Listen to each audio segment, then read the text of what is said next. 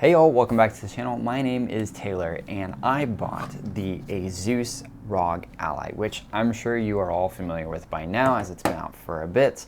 For those of you who are not familiar, the Ally is a portable handheld computer that runs Windows 11 exclusively. It's designed for gaming on the go. The Ally's appearance might give off an understated look, but this little handheld is an absolute monster, which we'll see in a moment. Before we get into everything the Ally offers, I want to let you know that this video is not sponsored. No money changed hands. It was completely funded by myself. And links in the description are not affiliate links. ASUS doesn't get any input in this video, so I get to say whatever I want. Let's check it out. Inside the Ally is an AMD Z1 Extreme 8-core 16-thread processor, an AMD RDNA 3 GPU that produces up to 8.6 teraflops. The total TDP is between 9 and 30 watts. It's got 16 gigs DDR5 dual-channel 6400 meg transfers per second RAM. It is soldered onto the board, so it is not upgradable. The screen is a 7-inch 1920 by 1080 120 Hz IPS panel. It is capable of up to 500 nits of peak brightness, and it is made with Gorilla Glass. It also has support for FreeSync. For storage, the Ally is rocking a 512 GB PCIe 4.0 NVMe SSD that is of the 2230 form factor, so it's the little guy. As for I/O, the Ally has a 3.5mm headphone jack at the top, a unique looking interface that is used to connect proprietary ASUS external GPUs, which ASUS is calling the ROG XG, a USB-C 3.2 Gen 2 connector that is hidden inside the XG connector, a UHS 2 micro SD card slot reader. There's also a volume rocker and a power button with a built-in fingerprint reader.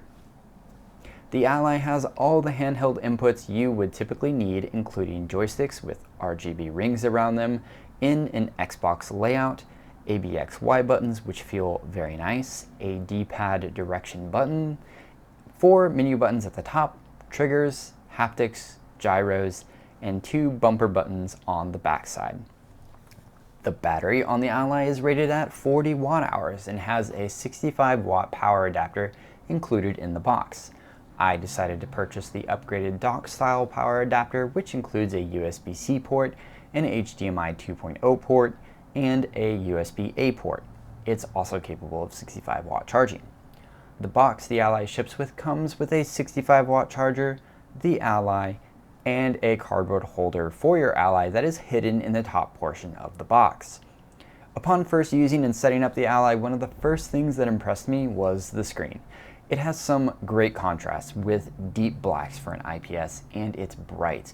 Tilting the Ally from side to side does make the brightness fall off a bit, but the screen is still viewable.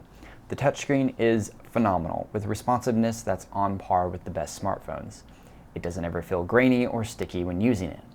The only thing that's odd is the very hollow sound that the screen makes when tapping it directly in the center.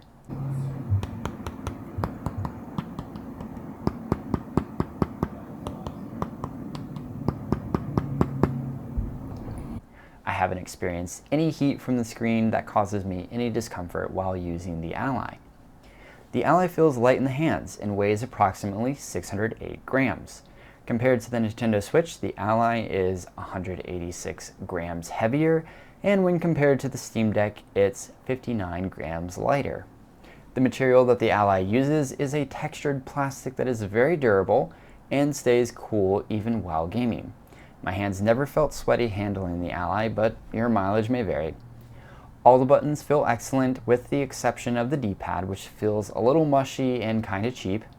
The joysticks are decent, but they don't feel as good as the Steam Deck and certainly not as good as an Xbox or PS5 controller's joysticks. Nor do they feel as responsive. I can't say for sure if my Ally has issues with dead zones, but I definitely feel like they could be more responsive. The lights on the joysticks are cool at first, but they do get annoying, so I have them off for the most part. A not so fun fact, if you put your Ally to sleep and then try to sleep next to the Ally, you will get bombarded with lights as the joystick lights flash while the Ally is sleeping. Why ASUS thought this was a good idea is completely beyond me. I haven't had any issues with ABXY buttons sticking, and they do feel very premium and tactile. The bumpers on the back side are comfortable to rest my fingers on, and they aren't overly sensitive where I feel like I keep accidentally pressing them like I did with the Steam Deck's backside buttons. Probably my favorite buttons though are the triggers and the bumpers at the top. Asus really nailed these with plenty of grip and satisfying clicks from a lot of different angles. There's no odd curves on the bumpers like there was on the Steam Deck, which makes for comfortable, accurate clicks each time. The Ally is much flatter than the Steam Deck, which can take a bit of getting used to if you're familiar with the grip feel of the Steam Deck. You have to hold the Ally more with your palms than with the grip of your fingers. This feels fine while gaming, but one area where I did find it uncomfortable was handling the Ally, say if I need to pick up a drink or just give my hand a break. It feels like the Ally will slip out of my other hand and I have to adjust every time. I think a case with some larger grips would definitely solve this issue. The speakers on the Ally are really good, better than most laptops, only falling short of MacBook speakers. The fingerprint sensor is a really nice touch as it makes logging into Windows so easy. This is an area where Asus was thinking ahead because the Windows lock screen is a pain to interact with on a touchscreen. One area Asus wasn't thinking ahead was the haptics on the Ally. The haptics feel like the Ally is putting in the least amount of effort into them. Get this, you can't disable the haptics. Not in software, not in BIOS. You can't disable them at all. Perhaps we'll see it in a software update. Speaking of software, that is one of the things that can make or break a handheld gaming device like this, and I'm happy to report that Asus has done a really great job in this area with constant updates that make the experience better and better each time. In fact, one of the first things you'll want to do is update this device. The drivers and software versions that shipped with my Ally were rough, and there was constant performance issues and freezing when I first started using the device without any updates. I got my Ally the same day I was flying out of state, so I didn't have constant access to the internet, which made using the Ally this way very difficult. The Ally was on top of informing me of updates, and at some point I connected to an access point in the airport that prompted the Ally to download a BIOS update to the device, which then prompted me to update while I was on the plane 30,000 feet in the air when I pulled the Ally out of my backpack.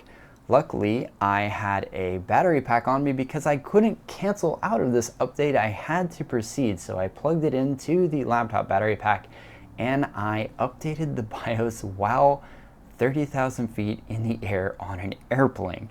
Not the most ideal situation, but luckily it succeeded. So when you get your Ally, do all the driver updates as soon as possible. The software interface is really well done, with a hardware button to open quick settings like FPS, performance modes, showing the desktop, pulling up the keyboard, and displaying system stats in real time. There's also a dedicated Armoury Crate button on the other side to easily access settings for the device and add more items to the quick menu if you desire. The right joystick acts as a mouse with a left click if you push in on the stick. You can also left click with the right bumper and right click with the right trigger. All this is customizable and viewable in Armoury Crate. One gripe I have with the software is sometimes things can be a bit buried and not grouped all in one place. I find it weird that Armoury Crate has some updates while Asus Connect has others. Why do I have to check both places? On top of that, sometimes the AMD drivers have updates that neither of the previous mentioned update mediums pick up on. Getting to updates in Asus Connect is buried under the Customer Support tab, which to me makes no sense. This should be on the home page. Want to turn off those annoying joystick lights when the Ally is sleeping? Well, that too is buried in Armoury Crate. I have to go into Armoury Crate, select Settings, then select Lighting, then go to Settings for Lighting, then the sleep lighting settings are all the way at the bottom. There's also a chime that plays when the Ally boots up, which I didn't find a setting to disable this in software at all. That's because there isn't one. To disable that chime, I have to go into BIOS, which is accessible by holding down the volume down button and power button upon startup. Then I have to go into the advanced view, then navigate to the advanced tab, go into animated post logo configuration, and then set the animation post logo audio to disabled. Why isn't this something that is just easily accessible in Armoury Crate? The Ally software is important, but it's bottlenecked by hardware. So how does that AMD Z1 Extreme hold up? Well, I'm very happy to say that this is one of the Ally's greatest strengths. The Ally's performance is broken into 4 power categories, plus a manual mode. Starting at the lowest 10 watt setting, the Ally achieves a multi-core Cinebench R23 score of 5,854. This performance translates in games like Hades, Terraria, Vampire Survivors, Papers, Please, Metal Slug, Doom 64 to at or near 1080p 60 frames per second gameplay. The next setting is 15 watts, which achieves 7,716 in Cinebench R23 multi-core, which is a 27% increase over 10 watts. Now games like Disco Elysium, Inscription, BattleBit Remastered, and Bioshock 2 Remastered can be played at or near 1080p 60 frames per second on the Ally. Next is the 25 watt setting, which is the highest setting you can achieve while playing on battery alone. This achieves a whopping 12,839 multi-core score in Cinebench R23. That is a whole 49% increase over 15 watts. Now games like Apex Legends, Overwatch 2, Rainbow Six Siege, and Fallout New Vegas can be played at or near 60 frames per second in 1080p. Next is 30 watts, which begins the journey into plugging in the Ally into a power source. And with this, the Ally achieves a 14,020 multi-core score in Cinebench R23, which is an 8% difference over the 25 watt power. This is where you start getting into AAA gaming categories.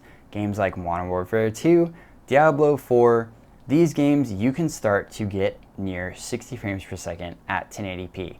And if you don't, then you can enable FSR and that will get you more of the way there. And if it doesn't, then you can go 720p and pretty much play any game you want. Finally, the last mode is a 30 watt manual mode. So the highest you can go is 30 watts, but it basically is an overclock. So you can set your TDPs as high as they go manually. You'll get a bunch of scary warnings saying, hey, if you break your device, we're not liable. It's an overclock, know the risk, and make sure your fan speeds are set appropriately. But once you're there, you'll get a little bit of a difference. In Cinebench R23, I got a 14,055 score using this mode, which is less than a % difference than the regular 30 watt mode. But you do get more short bursty performance increases than you would with the regular 30 watts. But for long bursts like Cinebench usually records, you're really not going to see that much of a difference. Frankly, I think ASUS nailed the performance of the Ally. At full tilt, the Z1 Extreme is going toe-to-toe with some of the best mobile processors on the market today. It beats out the i7-12700H and Apple's M1 Max processor. With all this performance, you can expect decent battery life. I was getting anywhere in the range of 2 hours, 30 minutes to 45 minutes of gaming, and that was depending on what power setting I was using and how demanding the game I was playing. The good news is that the 65 watt charger charges the Ally up very quickly.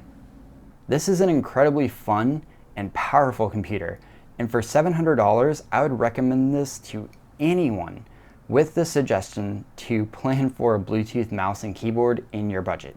This will make the setup process way easier, and you get around that more unfriendly handheld interface that is Windows 11. Let me know what you think of the Ally below. Do you have one? Are you planning on getting one? Before you go, like this video if you liked it, subscribe if you want to see more. Thank you for watching, and I'll see you in the next one.